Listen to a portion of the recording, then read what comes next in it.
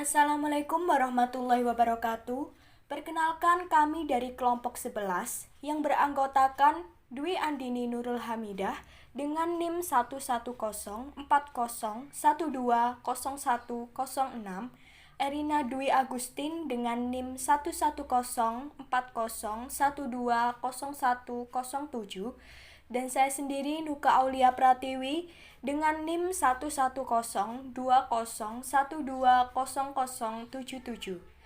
Di sini kami akan mempresentasikan hasil diskusi dari kelompok kami dengan materi dirasah an-nusus. Pertama-tama, di sini saya akan menjelaskan pengertian dari am dan has. Am adalah lafal yang menghabiskan atau mencakup segala apa yang pantas baginya dimasukkan pada makna itu dengan mengucapkan sekali ucapan saja yang di dalamnya terdapat dua makna atau lebih. Seperti kata ar-rijal, maka lafal ini meliputi semua laki-laki. Dalam kalangan ahli ushul, terdapat perbedaan dalam mendefinisikan lafal am.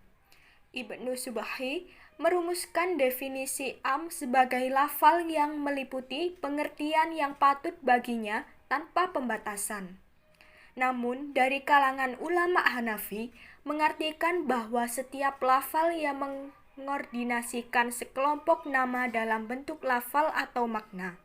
Kemudian Abu Hasan al-Basri yang diikuti beberapa ulama Syafi'i memberikan definisi lafal am merupakan lafal yang meliputi semua pengertian yang patut baginya.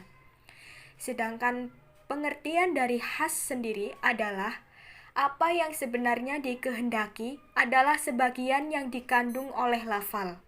Lafal has itu ditentukan untuk menunjukkan satu satuan secara perorangan seperti si Ahmad, atau satu satuan secara kelompok seperti laki-laki, 100, kaum, golongan, jamaah, kelompok, dan lafal lain yang menunjukkan jumlah satuan dan tidak menunjukkan cakupan kepada seluruh satuannya. Ditinjau dari segi keberadaan nas, lafadz am dapat dibagi menjadi 3 macam. Yang pertama yaitu am yuradu bihi am, yaitu am yang disertai korinah yang menghilangkan kemungkinan untuk dapat dikhususkannya. Contohnya terdapat dalam Al-Quran surat Hud ayat 6 yang berbunyi, A'udzu billahi minasyaitonir rajim. Bismillahirrahmanirrahim. Wa ma min dabbatin fil ardi illa 'alallahi rizquha wa ya'lamu mustaqarraha wa mustawda'aha kullu fi kitabim mubin. Yang artinya, dan tidak satupun makhluk bergerak di bumi, melainkan semuanya dijamin Allah rezekinya. Dia mengetahui tempat kediaman dan tempat penyimpanannya. Semua tertulis dalam kitab yang nyata. Maksud dari ayat ini adalah Allah menerangkan secara umum bahwa setiap makhluk hidup pasti memiliki rezeki masing-masing. Yang kedua yaitu am yuradu bihi khusus, yakni adanya lafadz am yang disertai korinah yang menghilangkan arti umumnya dan menjelaskan bahwa yang dimaksud dengan am adalah sebagian dari satuannya.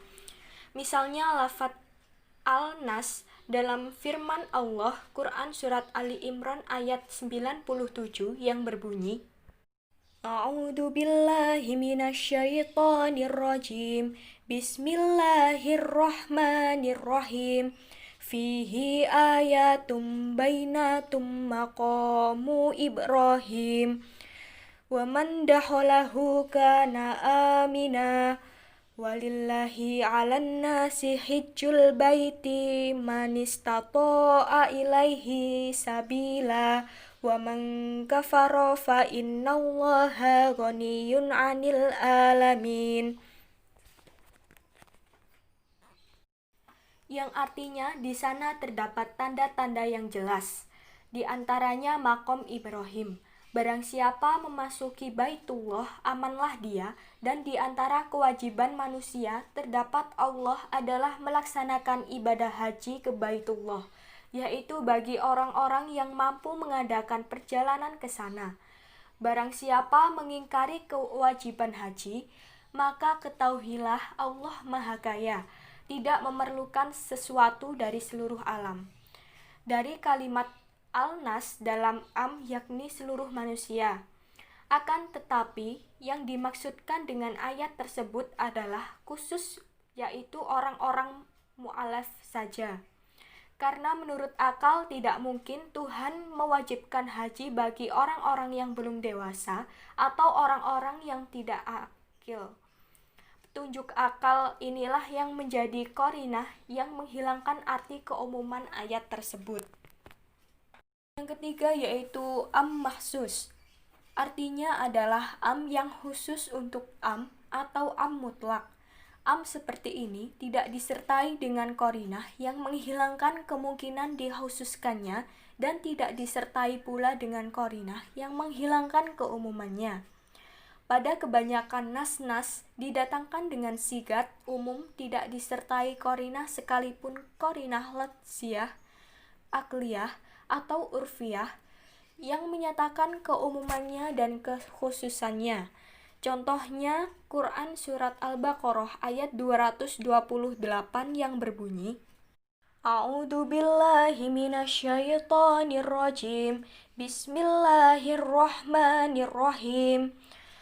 Wal mutallaqatu yatarabbasna bi anfusihinna salasata quru' wala yahillu lahunna ay yaktumuna ma khalaqallahu fi arhamihinna in kunna yu'minna billahi wal yawmil akhir wa bu'ulatuhunna ahaqqu bi raddihinna fi dalika in aradu islaha walahunna mislul ladzi alaihinna bil ma'rufi walirrijali alaihinna darajah wallahu azizun hakim. Yang artinya, dan para istri yang diceraikan wajib menahan diri mereka menunggu 3 kali quru'. Tidak boleh bagi mereka menyembunyikan apa yang diciptakan Allah dalam rahim mereka. Jika mereka beriman kepada Allah dan hari akhir, dan para suami mereka lebih berhak kembali kepada mereka pada masa itu jika mereka, para perempuan, mempunyai hak seimbang dengan kewajibannya menurut cara yang patut. Tetapi para suami mempunyai kelebihan di atas mereka. Allah Maha Perkasa, Maha Bijak. Dari sini dapat dipahami bahwa perbedaan antara yuradu bihi khusus dengan mahsus terletak pada ada tidaknya qarinah yang menyertainya atau menjelaskannya, sehingga dapat dibedakan secara asasi antara keduanya. Sedangkan khas sendiri memiliki berbagai macam bentuk, yang diantaranya pertama yaitu lafadz khas berbentuk mutlak, yaitu lafadz khas yang tidak ditentukan dengan sesuatu. Yang kedua yaitu lafadz khas berbentuk khas atau muqayyad, yaitu lafadz yang ditentukan dengan sesuatu atau dibatasi qayyid. Yang ketiga yaitu lafadz khas berbentuk amr. Dan yang terakhir yaitu lafadz khas yang berbentuk larangan.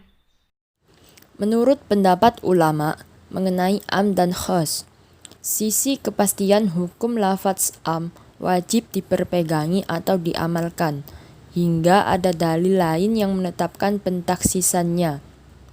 Demikian juga jika terdapat dalil karena sebab yang khusus, maka wajib diamalkan berdasarkan keumumannya. Para ulama sepakat bahwa lafadz khas dalam nas syara' bersifat qat'i dan hukum yang terkandung di dalamnya juga bersifat qat'i selama tidak ada indikasi yang menunjukkan pengertian lainnya. Pengertian mutlak. Secara bahasa, kata mutlak berarti bebas tanpa ikatan atau syarat tertentu. Mutlak juga bisa diartikan lafaz-lafaz yang menunjukkan kepada pengertian dengan tidak ada ikatan atau batasan yang tersendiri berupa perkataan. Lafaz yang menunjukkan suatu hakikat tanpa sesuatu qayyid atau pembatas. Jadi, ia hanya menunjuk satu individu tidak tertentu dari hakikat tersebut atau pernyataannya menunjuk pada satu atau beberapa objek yang tersebar tanpa adanya ikatan bebas menurut lafaznya. Sedangkan menurut terminologi seperti yang dikemukakan Abd al-Wahhab Khalaf adalah ma dalla ala fardin ghaira muqayyadin lafzam bi ayyi qaidin. Lafaz yang menunjukkan satu satuan tanpa dibatasi secara harfiah dengan suatu ketentuan. Selain itu, menurut istilah lain, mutlak didefinisikan ahli usul fikih sebagai lafaz yang memberi petunjuk terhadap maudhu'nya atau sasaran pengguna lafaz, tanpa memandang kepada sesuatu yang banyak atau sifatnya, tetapi memberi petunjuk kepada hakikat sesuatu menurut apa adanya. Definisi mutlak juga bisa berupa lafaz yang menunjukkan kepada sesuatu pengertian tanpa diikat oleh batasan tertentu ketika kalimatnya nafi dan kalimatnya musbat. Artinya, lafaz mutlak itu mencakup seluruh satuan-satuannya yang sesuai dengan lafaz mutlak itu sendiri, tanpa adanya pengistisnaan pada dirinya. Akan tetapi, ia hanya sebagai badal atau pengganti, atau lebih ringkas keumumannya tidak lebih hanya sebagai pengganti. Pengertian muqayyad. Muqayyad adalah lafaz yang menunjukkan suatu hakikat dengan qayyid atau batasan. Seperti kata raqabah atau budak dibatasi dengan iman dalam ayat fatahriru raqabatim mu'minah. Maka hendaklah pembunuh itu memerdekakan budak yang beriman dalam Quran surat An-Nisa ayat 92. Secara bahasa, kata muqayyad bermakna terikat. Muqayyad dapat diartikan sebagai suatu lafaz yang menunjukkan atas pengertian yang mempunyai batasan tertentu berupa perkataan. Para ulama memberikan definisi muqayyad dengan berbagai definisi, yakni suatu lafaz yang menunjukkan hakikat sesuatu yang dibatasi dengan suatu perbatasan yang mempersempit keluasan artinya. Sementara, secara istilah, muqayyad adalah lafaz yang menunjukkan suatu satuan dalam jenisnya yang dikaitkan dengan sifat tertentu, sebagaimana dikemukakan oleh Al-Khudari baik, yakni al-muqayyidu ma dala ala fardin sya'i'atim biqaidim mustaqbalin lil fadha. Muqayyad ialah lafaz yang ditunjukkan kepada suatu objek atau afrod atau beberapa objek tertentu yang dibatasi oleh lafaz tertentu. Selanjutnya merupakan bentuk pola hubungan lafaz mutlak dan muqayyad. Yang pertama adalah sasaran dari dua nas hukum itu adalah satu. Jadi hukum yang disebutkan adalah sama dan sebab yang menimbulkan hukum juga sama. Umpamanya firman Allah dalam Quran surat Al-Maidah ayat 3 yang artinya diharamkan atasmu memakan bangkai, darah dan daging babi. Kata-kata darah dalam ayat tersebut adalah mutlak, dalam arti tidak diikat oleh sifat atau syarat apapun. Selanjutnya dalam firman Allah pada Quran surat Al-An'am ayat 145 yang artinya katakanlah, aku tidak menemukan dalam wahyu yang diturunkan kepadaku tentang makanan yang diharamkan untuk dimakan, kecuali bangkai, darah yang mengalir, dan daging babi. Dalam ayat ini, darah diberi sifat dengan masyfuh atau mengalir. Tetapi hukum dalam kedua ayat itu adalah sama, yaitu sama-sama haram. Demikian pula sebab yang menimbulkan hukum juga sama, yaitu darah. Oleh karena itu, ditanggunglah mutlak atas muqayyad dalam arti hukum dalam lafaz mutlak harus dipahami menurut yang berlaku pada lafaz muqayyad. Dalam contoh di atas, kata darah yang terdapat dalam lafaz mutlak harus diartikan dengan darah yang mengalir sebagaimana terdapat dalam lafaz muqayyad. Keharusan memahami mutlak menurut arti muqayyad dalam bentuk ini disepakati oleh ulama ushul. 2. Sebab yang menimbulkan hukum berbeda antara lafaz mutlak dan lafaz muqayyad. Namun hukum yang terdapat dalam dua lafaz tersebut adalah sama. Umpamanya firman Allah dalam Quran Surat Al-Mujadalah ayat 3. Lafaz raqabah yang menjelaskan kafarah zihar adalah dalam bentuk mutlak. Lafaz raqabah ini juga muncul dengan bentuk muqayyad dalam firman Allah Quran Surat An-Nisa ayat 92. Yang membicarakan sanksi terhadap pembunuhan yang tidak disengaja. Lafaz raqabah dalam ayat ini diberi qaid yaitu dengan sifat mukminah. Dalam ayat pertama, lafaz raqabah itu dalam bentuk mutlak, sedangkan dalam ayat kedua, lafaz raqabah diberi qaid dengan mukminah, sebab yang menimbulkan hukum pada kedua ayat itu berbeda.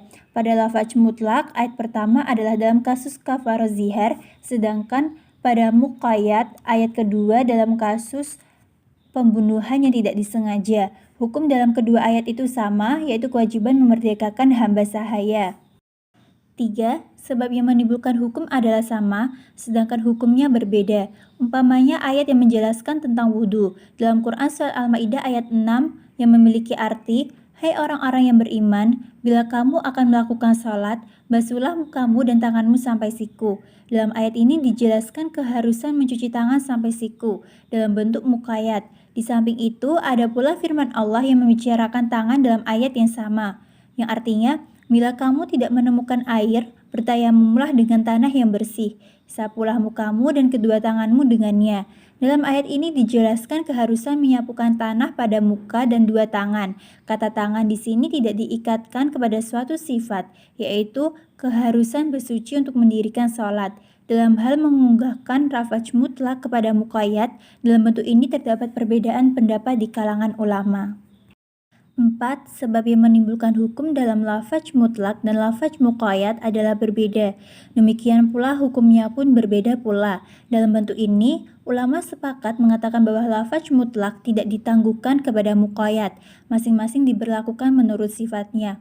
Contoh dalam hal ini umpamanya, firman Allah dalam Quran Surat Al-Ma'idah ayat 38 yang artinya, pencuri laki-laki dan pencuri perempuan potonglah tangan keduanya. Kemudian firman Allah dalam Quran Surat Al-Ma'idah ayat 6 yang artinya, hai orang-orang yang beriman, bila kamu akan melaksanakan sholat, cucilah mukamu dan kedua tanganmu sampai siku. Dalam ayat pertama disebutkan tangan secara mutlak, tanpa qaid atau sifat apa-apa. Sedangkan pada ayat kedua, tangan disebutkan memakai qaid, yaitu sampai siku. Hukum dalam kedua ayat tersebut berbeda. Pada ayat pertama disebutkan secara mutlak keharusan memotong tangan. Pada ayat kedua yang muqayyad, keharusan mencuci tangan.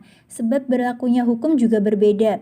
Pada ayat pertama yang mutlak tentang sanksi hukum terhadap pencuri. Sedangkan pada ayat kedua yang muqayyad tentang berwudu untuk melakukan sholat.